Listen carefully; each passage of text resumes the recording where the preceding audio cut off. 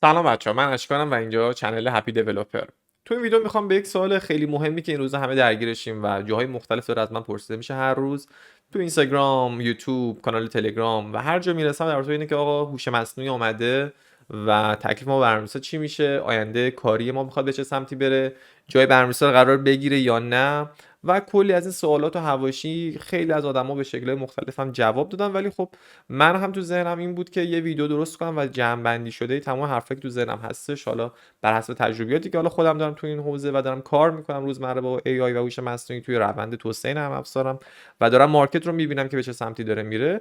خلاصه خواستم یه ویدیو جمع‌بندی داشته باشم تو چند بخشی که AI کجا واقعا داره چه کارهایی رو به چه شکل خوب انجام میده، کجاها ما میتونیم نقش خودمون رو همچنان ایفا کنیم و اینکه خب چقدر ترسناکه این اومدن AI، بعد ازش بترسیم، کلا این برنامه‌نویسی رو بذاریم کنار این حوزه رو. و خلاصه میخوام این سوالا رو اینجا جواب بدم داخل این ویدیو.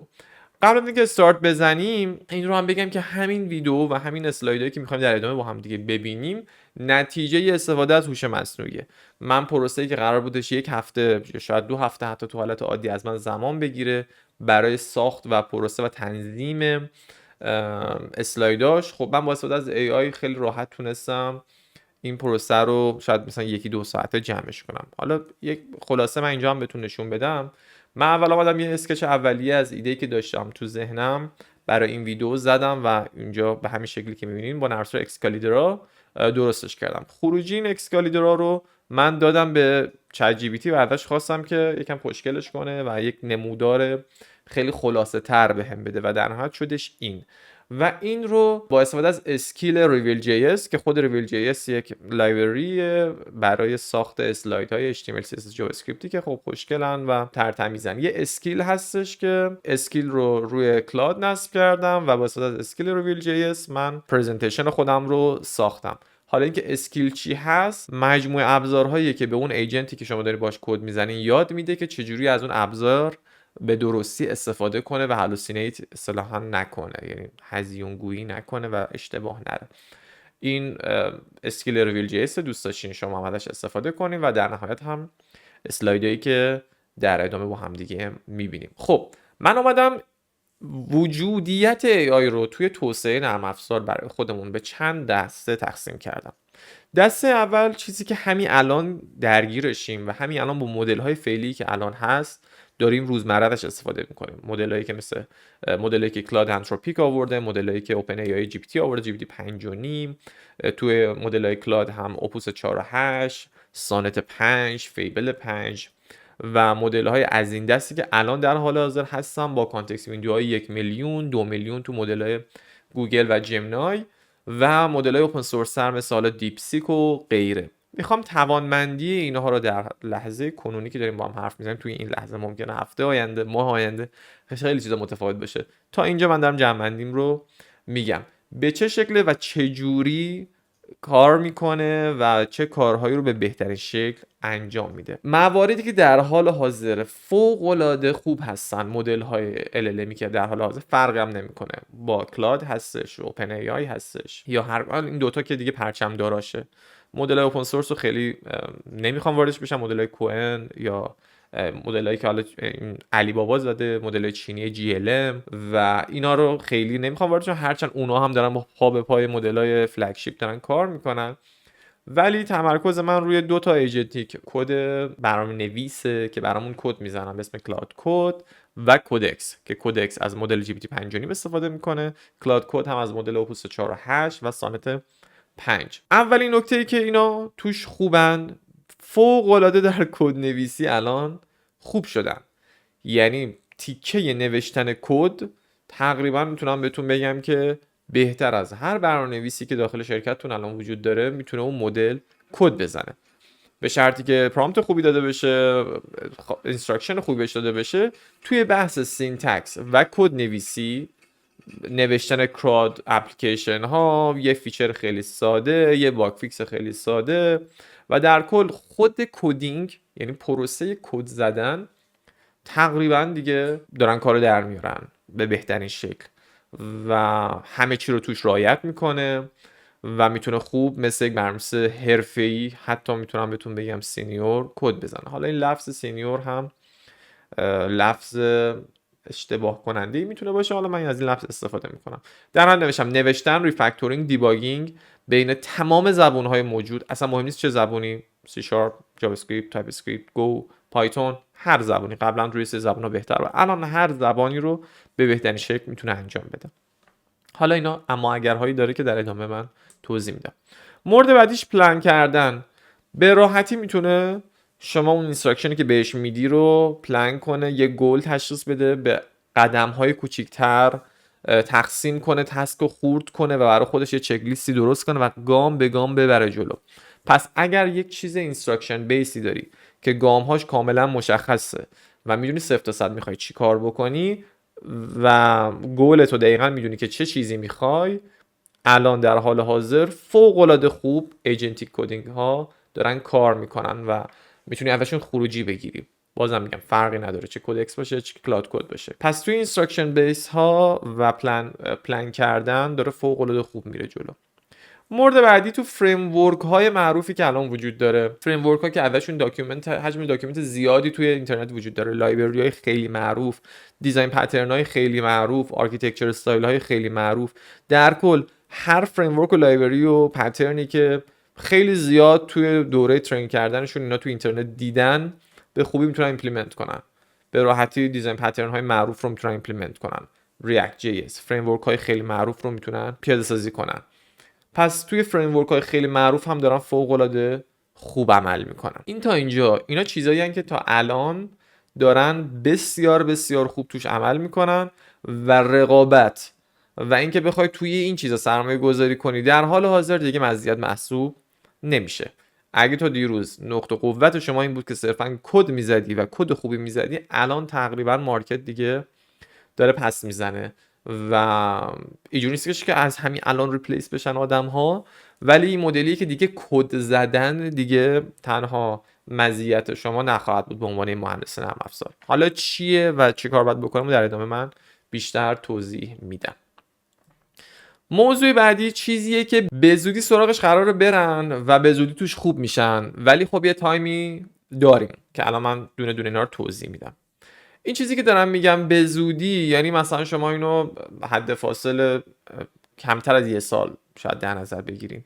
چیزی بود که آدما فکر میکردن که خیلی قرار 10 سالگی طول بکشه، 5 سالگی طول بشه، ولی همین الان آلردی تا یه حد خوبیش رو داریم. پرفکت شدنش به زودی زود هستش.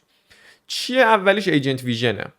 اینکه آقا خیلی از مواقع فکر میکردیم که خب نمیتونه ایجنت به خوبی صفحه رو بفهمه، درک تصویری داشته باشه، کارهای بصری بتونه انجام بده، کارهای خلاقانه بتونه انجام بده روی صفحه و فقط داره با تکست کار میکنه. اما میبینیم که الان به راحتی میتونه صفحه رو کپچر کنه، خودش اسکرین شات میگیره، با صفحه اینتراکشن داره، تشخیص میده، تست میکنه و میتونه تا حد خیلی خوبی این قضیه رو بفهمه. پرفکت هنوز نیست، برای همین آوردمش تو این استپ.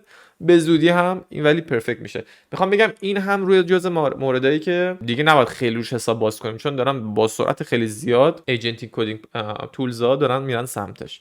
پس ایجنت ویژن هم چیزیه که هنوز خوب نیست ولی به زودی خوب توش خواهد شد. مورد بعدی کارهای چند گامی که خیلی طول میکشه استپ هاش تا پیاده سازی بشه و نیاز داره خود ایجنت پلان کنه، ریویو کنه، بررسی کنه، ارزیابی کنه و دوباره توی لوپی خودش دوباره اون کار خودش رو اصلاح کنه و دوباره انجام بده. الان و یعنی اینکه عملا شما کدی رو بزنی که بتونی مستقیم بفرستیش رو پروداکشن و ریویو هم نکنی.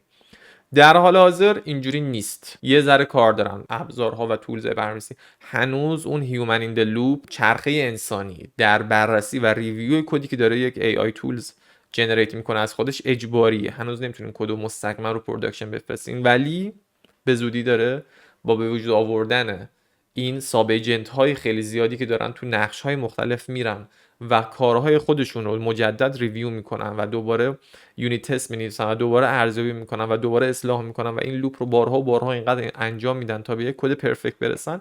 به زودی داریم میریم سمتش. یعنی الان اگه مدل‌ها رو ببینین دارن تا حد خوب این کارو میکنن، ولی هنوز با اون شدت استپ قبل پرفکت نیست. این دوتا پس میشه بخشی که هنوز درسته ایجنت ها توش خوب نیستن، ولی نمیشه گفت نقطه قوت ماه و بگیم دیگه خب دیگه تموم شد ماجرا. به زودی زود این حوزه ها هم اینا اوکی میشن. مورد بعدی که هنوز خیلی کار داره و احتمالاً باز میشه 3 تا 5 سال آیندهمون و میتونیم روش حساب باز کنیم که ایجنتیک AI ها هنوز به این واسطه نمیتونن خیلی کار خاصی انجام بدن. 2 تا موضوعه. کانتکست خیلی بالا. الان در حال حاضر بزرگترین محدودیت ایجنتیک تولز ها کانتکسته. ویندو کانتکست خفن ترین مدلایی که الان وجود دارن 1 میلیون نهایت 2 میلیون توکنه و اینا نمیتونن کد بیس های خیلی بزرگ قدیمی که صدها هزار خط کد توش وجود داره یا ماکرو سرویس های مختلفی که تو چند جای مختلف هستن و نیازمند اینه که ارتباطات مختلف بین این 2 تا سرویس رو کامل بفهمه و 2 تا 3 تا سرویس رو داخل خودش کد بیسش رو متوجه شه و بعد بتونه یه فیچری بزنه. نمیتونه، به خاطر اینکه حجم کانتکست ویندوش اونقدر زیاد نیست. با یه سری تکنیک هایی میان کانتکست ویندو رو کامپرس میکنن، خلاصه میکنن، گراف میکنن، یه سری حرکت ها اینجوری میشه زد، ولی محدودیت بزرگش اینه که پس کانتکست ویندوش اندازه انسان نیست. یعنی اونقدری که شما میتونید توی کد بیسی اطلاع داری اون AI نمیتونه و دوچار فراموشی میشه، هالوسینیشن ممکنه انجام بده. هرچند کانتکست ویندوشون در حال حاضر برای کارهای متوسط و کوچیک فوق‌العاده خوبه، ولی همچنان یه موضوع خیلی محدودیت خیلی خیلی بزرگه که نمیتونه همه جای کد رو ببینه و ممکنه که اون کاری که میخواد به شما خروجی بده متناسب با اون چیزی که شما میخوای نباشه. و مورد بعدی ناول آیدیاز، یه سری راهکارهای خلاقانه‌ای که سرراسته و میخوای فقط یه کار رو به درستی و به بهترین شکل انجام بده توش خوب نیست. به خاطر همین قضیه کانتکست و خیلی عوامل دیگه معمولا راه حل‌های سخت‌تری رو میاد میده، راه حل سرراست نیست. یا جاهایی که ازش یک ایده خلاقانه میخوای که با یه روش متفاوت‌تری اون سولوشن رو حل کنه، میبینی که نه، صرفا همون روش‌های کلاسیکی که از قبل ترند شده رو داره انجام میده و خیلی نمیتونی روش حساب باز کنی که یه کار خلاقانه‌ای بکنه که شما بر حسب تجربت رو کد بیس های قدیم دیدی. پس اون تجربه‌ای که شما داری همچنان الان قابل ریپلیس نیستش با AI و ممکنه شما به راحتی یه سولوشن خیلی سریعتری بدی تا اینکه AI بره کل کد بیس رو بخونه، بیاد بره 100 تا ساب ایجنت ران کنه، 20 دقیقه، نیم ساعت، 40 دقیقه تو کد شما بالا پایین کنه، در نهایت میگه چیزی میگه که خیلی هم چیز خاصی نیست و خب شما ما اولین سولوشنتون بودش. پس تو این موارد خیلی هنوز کار داره و الان به دلیل خب هزینه های خیلی سنگینی که سخت افزار داره و ترین مدل ها دارن، مدل ها نرفتن به این سمت که بخوان کانتکست ویندوشون رو بخوان بزرگتر کنن و بزرگ کردن کانتکست ویندو در حال حاضر چالشیه که خیلی پرهزینه است و فعلا اولویت شرکت‌های بزرگ نیستش که بخوان کانتکست ویندو LLM هاشون از این که هست بزرگتر کنن، رو حوزه‌های دیگه‌اش کار میکنن که خفن تر بشه توی خروجی‌هایی که داره میده. پس این دوتا فعلا میتونیم بهش بگیم که یه مقدار فاصله داریم با اون چیزی که برنامه‌شه و میخوایم بهش برسیم. و در نهایت بخش آخر بخشیه که همچنان نیازمند حضور یک انسان هست و اونجاییه که فرق یه مهندس نرم افزار و کسی که تا دیروز صرفا یه کدر بوده و یه پروگرامر بوده و صرفا کد میزنه رو مشخص میکنه. اولین نکته مهم سیستم دیزاینه. اینکه شما همچنان به عنوان یک شخص ترید آف ها رو باید بررسی کنی، باید اهداف واقعی بیزینس رو بررسی کنی و میفهمی و تو باید بر اساس اون محدودیت هایی که داخل اون شرکت وجود داره همچنان تصمیم سازی کنی. اینستراکشن رو تو باید بنویسی بر اساس این محدودیت هایی که توی شرکت داره، توی بیزینس وجود داره. در نهایت اون آرکیتکچر کلی، اون سازوکار کلی، اینکه این سیستم ها میخوان با همدیگه چجوری ارتباط داشته باشن، خودت تو اون سطح اپلیکیشنت میخوای چجوری پیاده سازی رو انجام بدی، تمام اینا همچنان با توه. یعنی ممکنه که برای تو چند تا سولوشن بده ولی انتخاب نهایی اون سولوشن با توه. اینکه تو خود اون ایجنتیک تولز رو به کدوم سمت ببری با توه. پس سیستم دیزاین اگر دیروز مهم بود مثلا برای پوزیشنایی مثل مید لول یا سینیور، الان برای جونیور هم دیگه مهمه. باید بفهمه که یک سیستم رو در بیگ پیکچر من باید چجوری طراحی کنم و چه شکلی ببرم جلو، چجوری پروز کانس ها، مزایا، معایب یک چیز رو ارزیابی کنم، بررسی کنم، انتخاب کنم و ببرم جلو. پس این یه بخشی که همچنان با انسانه و باید اون تصمیم رو بگیره. مورد بعدی دامین نالجه. چیزی که توی شرکت ها وجود داره اینه که شما توی اون صنعت و توی اون حوزه و توی اون بیزینس متخصص میشین. متخصص حوزه گردشگری میشین، حوزه ای کامرس میشین، حوزه های پرداخت میشی، فاینانشیال، فینتک، اینشورتک، حوزه های مختلف که وجود داره و دامین نالج رو هیچ وقت AI نمیتونه به اون کاملی و اون درستی که شما تجربه کردین و متوجه شدین طی سالها اون فهمیده باشه، چون اولا روش ترین نشده و هر بار شما مجبورین توی کانتکست بهش بدین، توی داکیومنتیشن های مختلف بهش بدین و در نهایت اون شما این که همچنان به عنوان یک متخصصی که روی اون دامین سواره دارین اونجا تصمیم گیری رو انجام میدین. پس اگر تا دیروز صرفاً کد میزدین، الان باید بدونین که باید درگیر بیزینس بشین، باید شما متخصص اون دامین بشین، دانش خودتون رو اون دامین ببرین جلو، چون که صرفاً کد زدن دیگه مهارت نیست. پس بعد وقت بذارید داخل اون بیزنسی که دارین کار میکنین خودتون انگیج کنین، درگیر کنین، یاد بگیرین، ببینید 0 تا 100 داره سازوکارهای بیزینسی اون محصول نرم افزاری داره چجوری جلو میره. مورد بعدی ریسک و مسئولیت پذیریه. در نهایت کدی که داره زده میشه مسئولیتش با من دیولپره. AI که نمیتونه مسئولیت رو بگیره. پس کدی که داره زده میشه ریسکش با منه. اکانتیبیلیتی و پذیرش عواقب اون کدی که داره میاد روی پروداکشن باید توسط یک انسان باشه و AI نمیتونه مسئولیت رو بگیره. پس بعد در نهایت یک نفر اونجا باشه و مسئولیت ریسک بالا رفتن اون کد روی پروداکشن رو بپذیره. این اون جاییه که باز شما باید باشید و اون جاییه که انسان هستش و AI نمیتونه همچین کاری رو هیچ وقت انجام بده. مورد بعدی پروداکشن دیباگینگه. زمانی که یک مسئله توی محیط پروداکشن لایو و شلوغ پلوغ بین چند تا سرویس داره اتفاق میفته، بازم یه انسانی که باید بیاد اونجا تصمیم گیری کنه الان من باید برم سراغ کدوم سرویس، کدوم اسکوپ، کدوم مراحل رو اول باید طی کنم.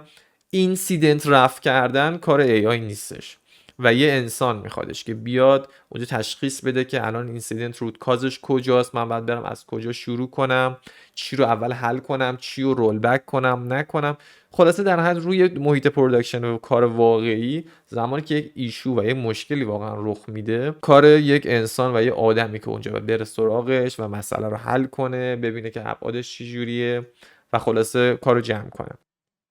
در نهایت این مجموعه چارتیه که چیزهایی که AI در حال حاضر توش فوق‌العاده است، به زودی خوب میشه، به زودی توش فوق‌العاده میشه و چیزهایی که مدتی قرار زمان بگیره، زمان داشته باشه و بعد قرار سراغش برن و چیزهایی که به نظر من هیچ موقع نمیتونه با آدم جایگزینش بشه. نکته که هستش همچنان تخصص داره حرف اولو میزنه. اگر تا دیروز شما نیاز بود که پوزیشن سینیور باشی یا مید لول باشی که مفاهیم سافت اسکیلی قوی داشته باشی، مفاهیم سیستم دیزاین و آرکیتکچر رو قرار بود بفهمی، الان دیگه توی هر پوزیشنی که هستی باید بفهمی. پوزیشن ها یک استپ اومدن جلو. الان دیگه جونیور عملا همون سینیوریه که بی تجربه است، یعنی تخصص های لازم رو داره، با مفاهیم و کانسپت های مهندسی نرم افزار آشناه، تولز ها و کتابخونه هایی که برای کد نویسی نیاز داره رو بلده، اما تجربه کار واقعی روی پروداکشن و توی شرکت ها رو نداره.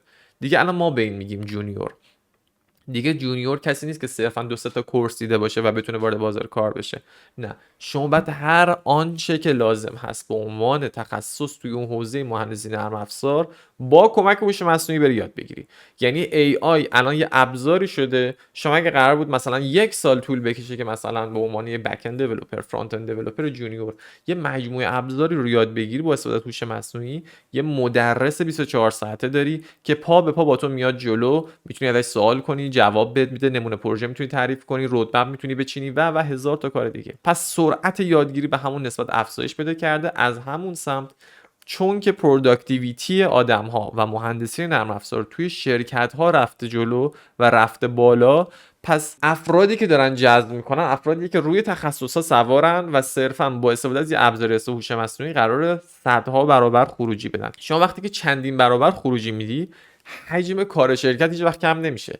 شما خروجی و دلیوری بیشتری صرفا قرار بدی. یعنی اینجوری نیستش وقتی AI آمده آدم ها رو بریزن بیرون، نه، دلیوری شرکت میره بالا، خروجی و فیچرهایی که شرکت داره میده حجمش میره بالاتر، شرکت درآمدزایی بیشتری میتونه بکنه. اگه قرار یه فیچری رو 6 ماه طول بکشه توسعه کنه تا بفرسته تو بازار و تست بگیره، آزمون خطا کنه، الان توی 2 هفته توی 3 هفته میتونه این کارو انجام بده با قدرت هوش مصنوعی. اگر توی شروع مسیر هستید و اینکه دنبال این که آقا هوش مصنوعی آمده و قرار جای ما رو بگیره، اگر صرفا قرار بودش به این حوزه مثل یک حوزه نگاه کنی که من 2 تا کورس میبینم، میرم یک کد نویسی یاد میگیرم، یه زبان پایتون یاد میگیرم، یه ریاکت یاد میگیرم، یک دات نت یاد میگیرم و دیگه میرم تو کار و دیگه 20 سال میتونم ازش پول در بیارم، نه، همچین حوزه‌ای دیگه وجود خارجی نداره. دیگه همچین چیزی ما نداریم. شما باید روزانه درگیر کانسپت های جدیدی باشی و تولز های جدیدی باشی که با AI داره میاد. مهندسی نرم افزار داره حرف اولو میزنه، نه صرفا زبانی که داره کار میکنه دیگه. تا چند وقت دیگه زبان برنامه‌نویسی میشه زبان انگلیسی.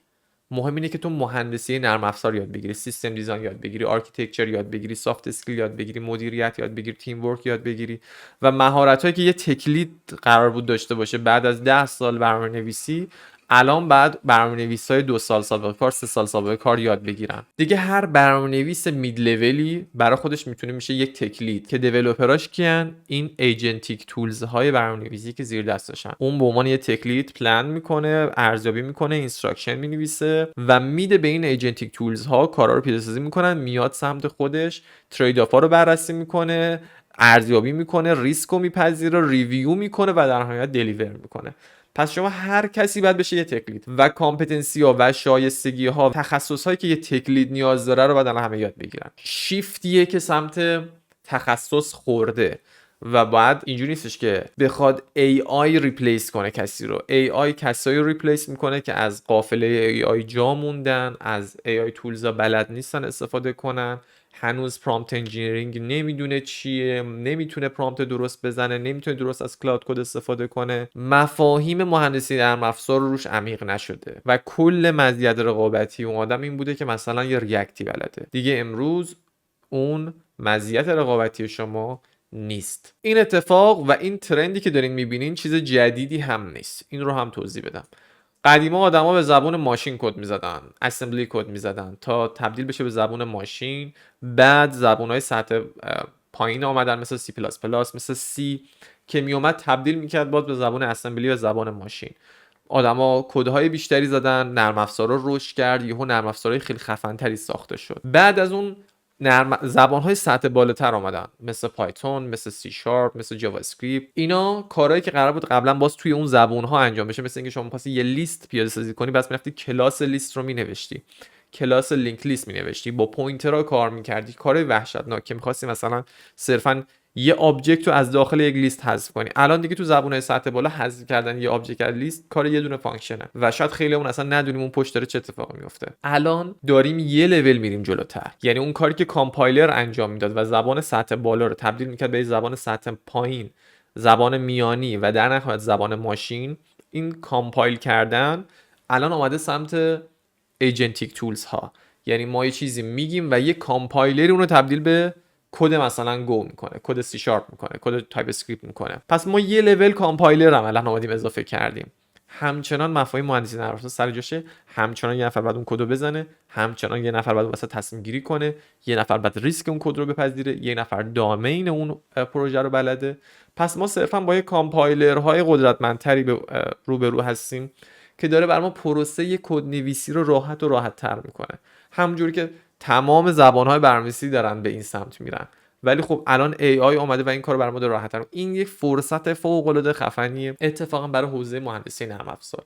کلی از چالش‌هایی که همیشه به عنوان تکنیکال بود توی بیزینس‌ها میگفتن آقا این مورد به خاطر چالش فنی، به خاطر زمانی که میگیره نمیرفتن سمتش، الان دارن میرن سمتش. پس در نتیجه بیزینس‌های رشد عجیب غریبی توی خروجی محصولاتشون میکنن، توی تحویل محصولشون به مشتری نهایی قرار بکنن. پس آدم‌های زیادی نیاز دارن که استخدام کنن اتفاقا و با این ابزارها بلد باشن کار کنن که بتونن خروجی‌های چند ده برابری بتونن بدن. پس AI ریپلیس میکنه کیا رو؟ کسایی که صرفاً تمرکزشون روی خود کد زدنه، کسایی که روی سافت اسکیل تمرکز نمیکنن، کسایی که روی مفاهیم فاندامنتال مهندسی نرم افزار تمرکز نمیکنن. کسایی که تمام وقتشون رو گذاشتن این که من برم ببینم الان فلان کد چه جوری زده میشه، سینتکس چه جوریه، اینا همه داره دیگه از بین میره. قبلا از استک اوورفلو کد نگاه میکردن و کپی میکردن، الان دیگه خود AI کد رو میزنه. یه نکته برای کسایی که دارن تو شروع میخوام وارد مهندسی نرم افزار بشن، این موضوع که میخوام بگم خیلی مفصله، احتمالاً براش یه ویدیو جدا ضبط کنم، ولی اینجا خلاصه اشاره میکنم. توی شروع به هیچ عنوان از AI به عنوان ابزاری برای کد زدن استفاده نکنید، چون که به شدت باعث میشه که شما مفاهیمی که بعد یاد بگیرین رو نتونید یاد بگیرید. تمرکزتون رو بزنید روی فاندامنتال ها، از AI فقط به عنوان اسیستنت و کمک گیرنده استفاده کنید که مباحث رو براتون یاد بده، کمکتون کنه چیزایی که خوب یاد نگرفتین رو بیشتر یاد بگیرید. اینو فقط گفتم که بعداً در ارتباط موضوع مفصل بعداً قراره که ویدیو ضبط بکنم. در نهایت وقتی با AI داریم کد میزنیم، حجم زیادی کد داره به کد بیس شرکت ها اضافه میشه و با سرعت فوق العاده بیشتری پیچیدگی هم داره به اون کد بیس ها اضافه میشه و به همون نسبت کانتکست مدل ها هم که گفتم محدوده و نمیتونه این پیچیدگی رو هندل کنه. پس برنامه‌نویس های ما نیاز داریم که بتونه این حجم زیاد پیچیدگی و این حجم سرعت تولید رو بتونن هندل کنن و با تصمیمات درست معماری و تصمیمات درست سیستم دیزاین و تصمیمات درست ترید آف هایی که در نظر میگیرن بتونن محصول نرم افزاری رو به سمت درست خودش هدایت کنن. خلاصه این بود از این بحثی که خیلی مدت بود و خواستم به صورت جمع‌بندی و خلاصه این ویدیو رو درست کنم که این مقدارم طولانی شد، ولی خب نیاز بود این حرفا رو بگم.